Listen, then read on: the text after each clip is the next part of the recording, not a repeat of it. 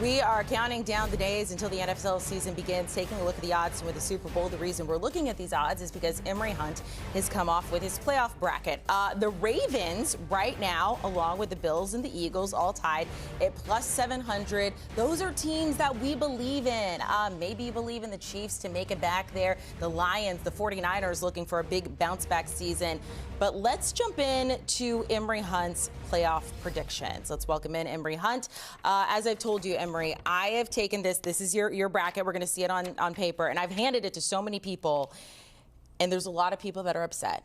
You said you like confrontation, so let's get into it. We're going to start with the AFC, making it the Steelers, Aaron Rodgers, the Bengals back to the postseason for this first time since 2022. But I got to start with the Jets, the last team in, breaking the longest playoff drought in American professional sports. How do the Jets make it to the postseason, Emory? Contrary to popular belief, Amanda, nothing has changed in football since 1869, since Rutgers and Princeton got together in some pasture in central Jersey. It's still about run game and defense. And guess what the Jets have? Run game and defense. Now you add an efficient quarterback in Justin Fields, who already has chemistry with Garrett Wilson, his number one wide receiver. We're starting to see the emergence of Arian Smith, the rookie, as a number two, but quietly the number two will probably end up being both of their tight ends, Jeremy Ruckert and the rookie Mason Taylor, who has had a fantastic camp. So I love the offensive line. I love the mentality of Justin Fields. And if you go back to my 2021 pre-draft talk, I said Fields will be better in New York because of his mentality. Zach Wilson would have been better in San Francisco. Now look at where we are now. And I like the fact that Fields comes in battle-tested with something to prove, with a very good team around him. So I like the Jets to win 9 games to get to the postseason. Okay, so I'll say you have them making the postseason, but really not advancing. A team that you do have advancing is the Kansas City Chiefs, and the Bills, according to you, still cannot beat the Chiefs. They have faced them something like 3 in the past 4 seasons in the postseason there. What happens here? Why do the Bills fall short yet again? It's almost like the Mike Tyson effect, where people are beat before they get into the ring with Mike Tyson. This is what Kansas City puts on the people. This is why they've beaten Buffalo. This is why they've beaten Baltimore.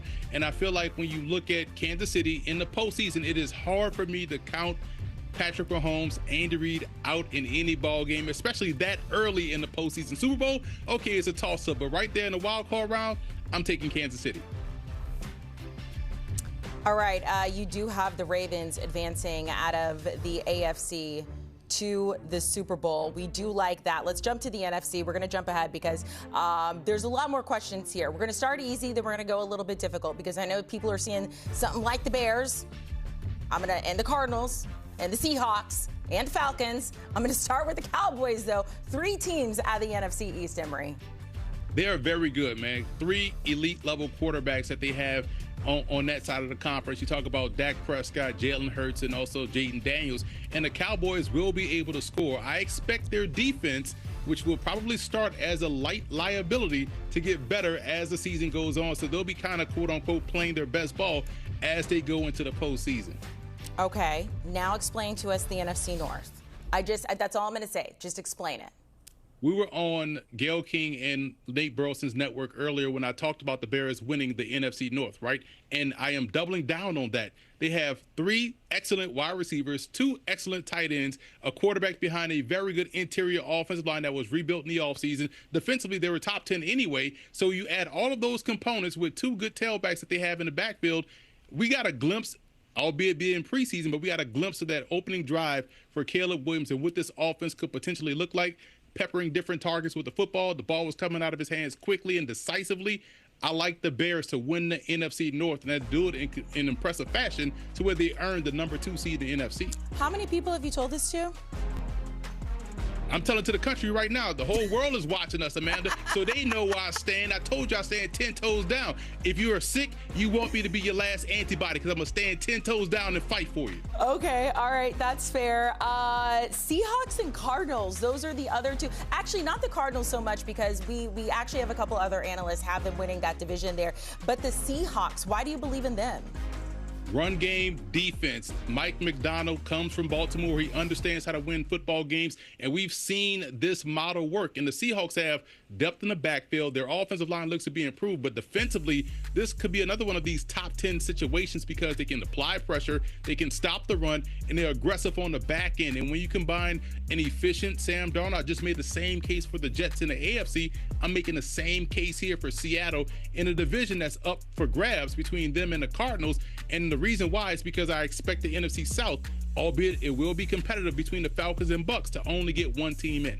I am a big believer in the Bucs, so let's go to those fringe teams there. And as mentioned yesterday, this is why we have a comment section. This is why social media exists, because everybody can talk to you, and I'm the go-between person here. Fringe teams you do not have making it. The Lions, the 49ers, the Bucs, the Broncos, these are all teams that I do believe in to make the postseason. You're going no. Why? Well, let's start with the Broncos. When you talk about the Broncos, you have to start defense first. Elite defense, top 3 defense. But offensively, can they replicate what they did last year? And I just feel like everyone else around them in the AFC got significantly better. And then when you add the cherry on top, where would you rank Bo Nix amongst those elite level quarterbacks in the AFC? It's going to be around 6, maybe 7 or 8. And if we're all talking about things equal, I will go with the more trusted option and some of those young veterans that I talked about, Justin Fields, etc. And when you think about the Packers, for me, Green Bay is always an injury or two away. There's always something wrong with this football team. Although on paper, I love how they are built. So I can see them getting into that postseason, maybe that 7th spot, taking Dallas out, but I can't trust them right now more so than I can throw them. Also mentioned the Rams not in Emory's playoff bracket, if you will. So let's go to the Super Bowl. Go ahead. I was about to say the Rams is all predicated on Matt Stafford's back. So we got to really – usually I'm not about coaches' cliches, but we really have to take this day by day, hour by hour. Wake up in the morning, how's your back? Okay, cool. We could win the day. If not, then we lose. So that's why Matt Stafford and the Rams are not in. And that's exactly what they say they are doing with Matt Stafford, 37 years old, practicing for the first time, who's been dealing with a back issue all camp. Super Bowl, all birds. This is chalky, and we don't mind it. I would absolutely love to see this Super Bowl with Lamar Jackson and the Ravens going up against Jalen Hurts and the Eagles. We do not have your results, so reveal to the world, Emory, who wins this Super Bowl. This should have happened in 2023. So I'm going back in time. I'm taking the Baltimore Ravens. The reason why I like Baltimore and how they are built, they look like the AFC's version of the Philadelphia Eagles. This team in 2023 looked like the best version of Baltimore on both sides of the ball, but they forgot to run the football in the AFC Championship game, which cost them a chance to go to the Super Bowl.